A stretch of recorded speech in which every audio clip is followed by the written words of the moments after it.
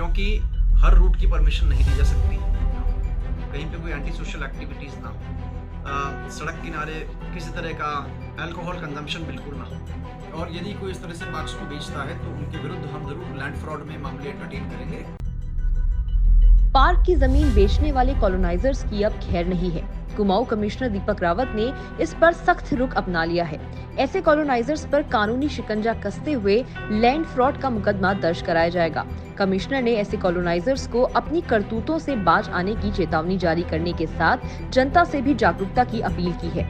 राज्य गठन के बाद से लेकर अब तक हल्द्वानी में सैकड़ों कॉलोनियां काटी जा चुकी हैं। कॉलोनियों को काटकर जमीनें बेच रहे हैं। नियमानुसार कॉलोनियां विकसित करते समय पार्क और अन्य सामुदायिक सुविधाओं का विकास किया जाना जरूरी है, लेकिन प्रॉपर्टी डीलर और कॉलोनाइजर्स नियम कायदों को ताक पर रख कॉलोनियां काटकर बेच रहे हैं। इन कॉलोनियों में पार्क आदि सामुदायिक सुविधाओं से समझौता किया जा रहा है।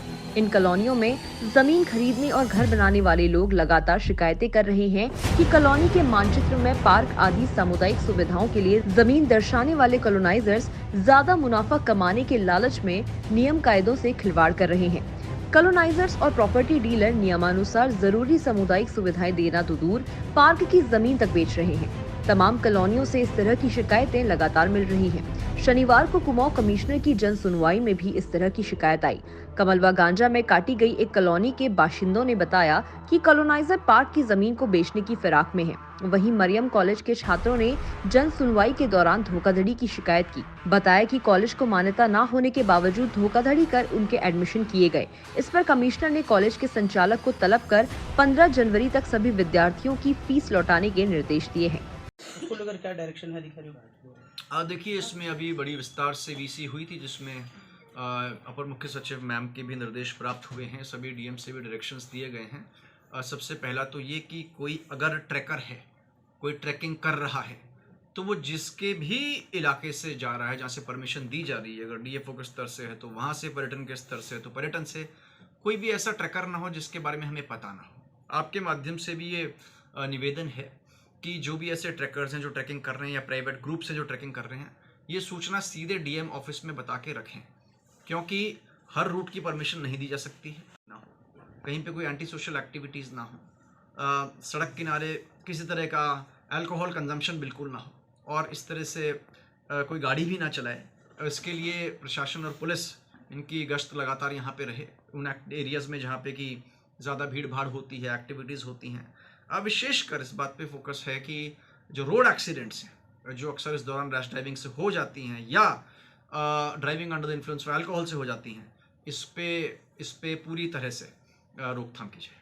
Thank you sir. जो जुड़े मामले वो भी लगातार बढ़ रहे हैं। जो आज थोड़ा अलग तरह की शिकायतें आई हैं, उसमें एक शिकायत तो ये आई है कि एक पर्टिकुलर गांव में जहाँ पे जल जीवन मिशन के काम चल रहे हैं, तो उसमें इस बात को लेकर विवाद है कि ये HDPA का पाइपलाइन ना लगा के GI का पाइप लगाए, जो कि मुझे लगता है ऐसी कोई सही डिमांड नहीं है और एक बड़ी महत्वपूर्ण योजना है। तो इसमें डिपार्टमेंट को बुलाया गया था और डिपार्टमेंट को निर्देश दिए गए हैं, उनके प्रधान जी को बुलाया गया था, तत्काल इस काम को करवाएं। और ये जनहित के कार्य हैं, इसमें किसी प्रकार की रुकावट कहीं पे भी नहीं आनी चाहिए। एक दूसरा मसला जो आया था, वो भी ये मसले आजकल थोड़ा कॉमन हो रहे हैं, वो ये है कि जहाँ पे पूर्व में बिल्डर्स ने, कॉलोनाइजर्स ने ज़मीनें, कॉलोनीज काटी हैं, तो उसमें जो एक अपना नक्शा देते हैं उसमें पार्क्स प्रॉमिस किए, पार्क्स प्रॉमिस भी किए हैं, पार्क बने भी हैं, लेकिन कुछ जगहों पे अब इस तरह का प्रयास हो रहा है कि इन पार्क्स को बेचा जा रहा है, क्योंकि खाते में उतनी ज़मीन बची हुई है।